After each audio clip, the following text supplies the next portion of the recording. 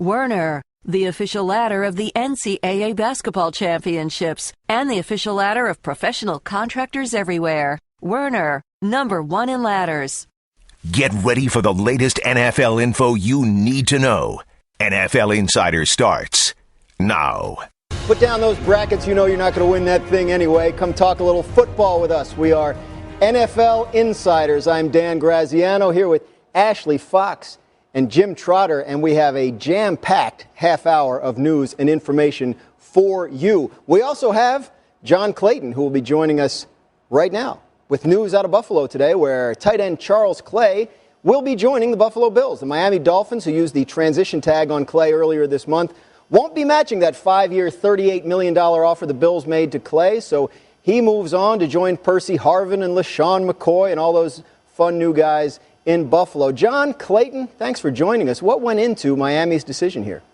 I mean, really, this was no decision, because once they were able to get Jordan Cameron on a 2-year deal at $15 million, there was no way they were going to keep a $7 million transition tag on Clay and then also think that they would have to match it and pay so much money, $20 million guaranteed. I mean, you can only do so much, particularly when you bring in Ndamukong Suh and pay him quarterback money. So this one was really expected. I think the only surprise is the fact the Dolphins didn't wait till Sunday, which would have been the deadline on Sunday night, to try to let them know. They just basically cleared the room, got him out of there. Clay gets a nice deal of $38 million over 5 years to go to Buffalo. You've got Cameron now taking over at tight end. And this frees up some money if they want to try to go out and get a receiver or anything else on the offensive line. So no surprise in this one. This one was basically inevitable. Clay finished third on the Dolphins last year with 58 catches and 605 receiving yards. John, thanks, and please don't go anywhere. We're going to have a little fun later. The big story Wednesday was the Dallas Cowboys signing a free agent pass rusher, Greg Hardy, a controversial move due to Hardy's involvement in one of the high-profile domestic violence incidents of 2014.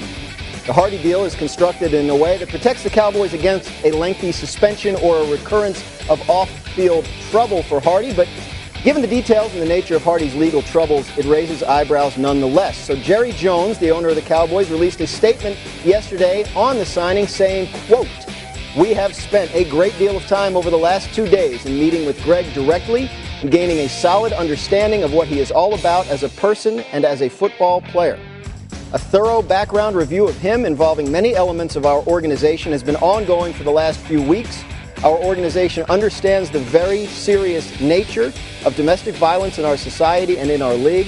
We know that Greg has a firm understanding of those issues as well." So now that Hardy does have a new team, Ashley, what are you hearing about this situation going forward? Well, I spoke to someone at the league office, and as we would expect, at some point there is going to be a punishment for Greg Hardy, and there's a couple of things at work here.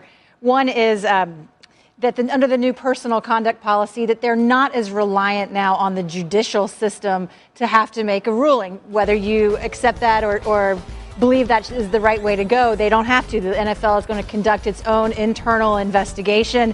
They're trying to get some pieces of evidence, and then they're going to make their own decision. And the other thing that I was told was to remember, paid leave is not a punishment in the league's eyes. And so Hardy last year missed almost the entire season on the commissioner's exempt list. Nevertheless, he was paid $13.1 million. That is not a sufficient punishment as far as the league is concerned. They want to make a statement here that now, in the aftermath of the Ray Rice situation, that they are taking this issue seriously. And, it's not going to be a matter of, are they going to punish him, but for how long? And I think 6 games is something that's being bannered around, and we'll see. And I think they're going to make it so the NFLPA then has to appeal the decision and make them look like the bad guys as opposed to the league. Well, it's about time that the league is going to take this seriously, because in the previous 7 years, Roger Goodell basically washed his hands of domestic violence cases. I think the longest suspension was 2 games. So it's about time he got serious about this issue. But the thing is, if you're going to throw the book at him now, then throw it at him. Why are we waiting at this point? Are we waiting for a resolution of the Adrian Peterson case, where the league wants to say that it can discipline him under the new personal conduct policy as opposed to the old one? We don't know at this point. So from my standpoint, look, if you want to be a tough guy on this, throw the book at him now and let's move forward. Do you think that the league has itself in a difficult position here, given how many of these situations they're dealing with and their ongoing struggle for consistency across the board? I don't think Roger Goodell cares about consistency. If he cared about consistency, he would deal with the owners the same way he deals with the players. As you know, there are two owners right now who have violated his own personal conduct policy. They both. One was convicted of fraud, has not been disciplined. That's Ziggy Wolf. The other one, Jimmy Haslam, was involved in a fraud case and settled it for $92 million.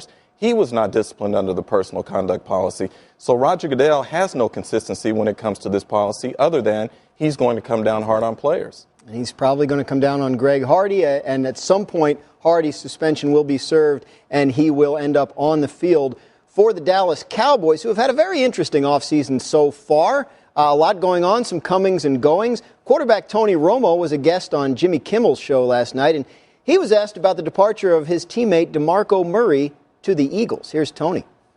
They asked me if we should do it. No, I'm just kidding. Obviously, you have no part as a player. You're just hoping, that, all your teammates can stay for your whole career. And you get close with certain guys. And I was close with DeMarco. And, I remember a month or two before, I'm trying to, you're trying to be like, hey, tell ownership in some ways that you want to keep him. And I'm disappointed we lost him, but we're in the bus in Arizona after the Pro Bowl for the Super Bowl week. And so Jerry Jones and Stephen Jones, who are owners of the Dallas Cowboys, and Jason Garrett are there, and a few other people and stuff. And we're talking, and I'm trying to actually push the envelope of keeping DeMarco, and I think everyone wants to do that, and they're just throwing out things. And he'd actually had a few drinks at the time, and so there were some passionate speeches going on about what you wanted to do, and one of them was my own. And I sit there and I looked over at Steven, who's probably going to take over for Jerry one day as the owner, and I said, Steven, you've got 25 to 30 years left to go win championships, and I'm like, I look over at Jason, I'm like, you're the next Tom Landry, you got 25 to 30 years left to go win championships, and I didn't know what I was saying at the time, but I'm like, me and Jerry, we got 4 or 5 years left only. And I was trying to push the envelope like we needed to bring DeMarco and everybody back, but I didn't realize I'm basically telling him, you're going to die. That was not my intent. Fun times on the Cowboys bus. We don't want to go there, but there is some evidence over the past couple years of a shifting dynamic with the Cowboys. Jerry Jones now 72, maybe not wielding quite as heavy a hand as he did once in the day-to-day operations of the team. Son Steven gaining a more prominent role, maybe more influence. There seem to be a few moves that have gone on the last couple of years that indicate this. Jim, does that jive with what you hear out of Dallas? Oh, absolutely. And the thing is now they're not trying to win the press conference, they're trying to win games. So when you look at the moves that they've made in recent years, these are very un-Jerry-like. When you talk about drafting offensive linemen in the first round rather than going after the big name, when you talk about backing away from Johnny Manziel, someone who Jerry has said he liked a lot, when you look at letting, DeMarco walk instead of finding a way to get a deal done for him. In the past, Jerry would have kept all these players, not now. Well, Ashley, is it a case of someone learning his lesson after years of frustration, or just mellowing out with age? Yeah, it's a great question. I think there's probably a little bit of truth in both of those things. I mean, I was in Dallas in October and sat with Stephen Jones in his office, and we talked about the whole this whole issue about did they want to get Johnny Manziel? And they'd had a meeting the morning of the draft, and Jerry had said it's not going to happen. There's no way that he'll fall to us. And lo and behold, he does. And they had a plan in place. And Stephen said, our plan was we're going to stick to drafting these linemen so that we can build the line. And Jerry understood it. But don't think for a second, if Jerry wouldn't have said, I want Johnny, that we wouldn't have drafted him. But he stepped back and said, no, Zach Martin's, we're going to stick to our plan. The interesting thing, I think, is that DeMarco Murray was such an important piece of that plan, especially last season, the success that they had keeping the defense off the field, giving Tony Romo more protection and another option, and then to just let him walk in free agency instead of doing what he'd done so often in the past of paying a player. really, you have to wonder if did he miss on that move in particular. Yeah, and there have been players in the past that were not as good as DeMarco Murray that he stuck with longer than he probably should have. So maybe we are seeing a little bit of a wising up or just a change in philosophy in terms of how the organization might operate. Certainly going 12-4, which was the Cowboys' best record since 2007, that underlines the quality of these moves, these decisions, however they're being made, whoever's making them. You can look at what happened in 2014 if you're the Cowboys and say, that worked, let's stick with it. It was only 25 months ago that the Ravens beat the 49ers in the Super Bowl. You guys remember that? Lights went out. Crazy night. But since then, a lot has been changing for both teams, especially this offseason. 49ers and head coach Jim Harbaugh parted ways, and Ravens offensive coordinator Gary Kubiak was named the head coach in Denver. A lot of players on the move, too. The 49ers notably lost linebackers Patrick Willis and Chris Borland to retirement, Frank Gore to free agency, while the Ravens lost Torrey Smith to San Francisco and traded Haloti Ngata to Detroit. Baltimore also made headlines yesterday by releasing running back Bernard Pierce, the third player they released following an arrest this offseason. 49ers had released Ray McDonald back in December. So just 14 of the 44 starters from Super Bowl 47 are still with their teams, including only 5 on the Ravens side.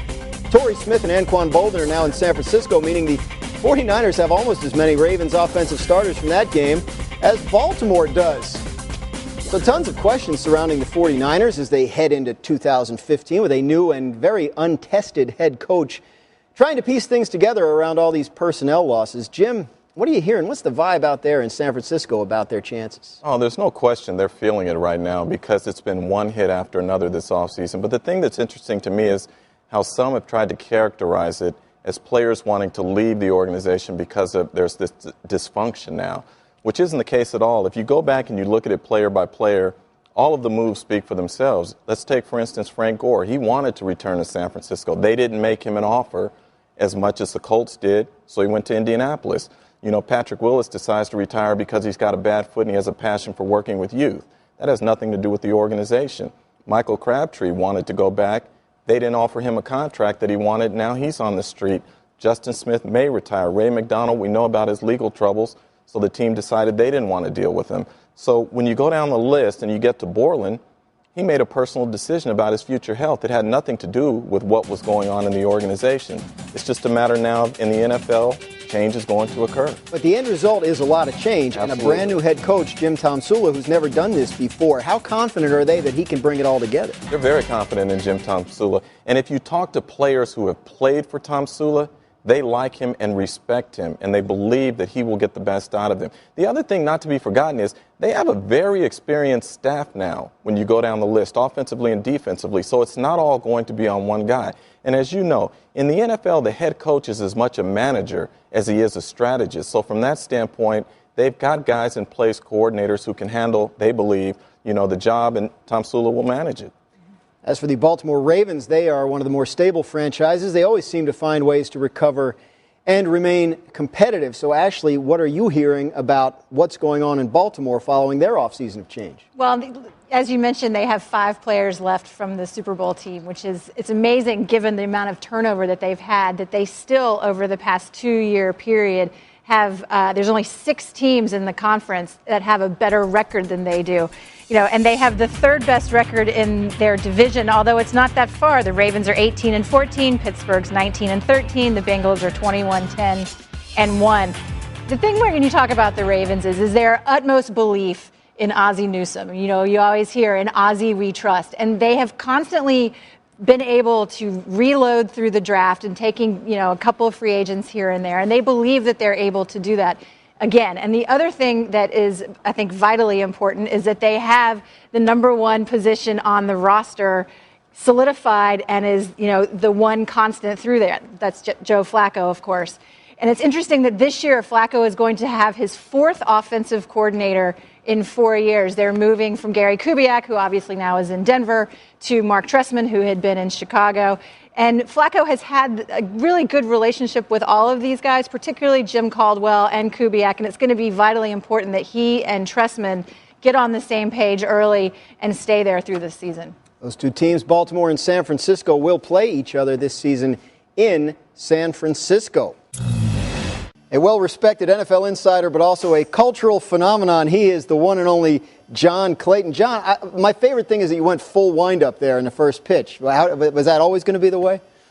That was always going to be the way, yeah. My problem was I didn't practice off a mound, so when I was coming down, yes. That's why I was a little bit short of the plate. But next time, I'll be ready. Next time. It's always important to learn. So, hey, we have, some of our viewers are a little worried about their teams. Maybe in some cases there's a move their team has made, or maybe a move their team hasn't made that has them a little maybe distraught about things here early in the offseason. So on Facebook, we took a few Dear John Clayton letters from fans, and we're hoping that you can give them some reason to hope. Are you up for that? I'm up for it. Let's do it. Clearly, John is up for whatever, as we've seen. Question from Finura Yo. Dear John, why haven't the Lions made any moves to be a better team? Why didn't they franchise Sue and trade him? Wouldn't that have been better?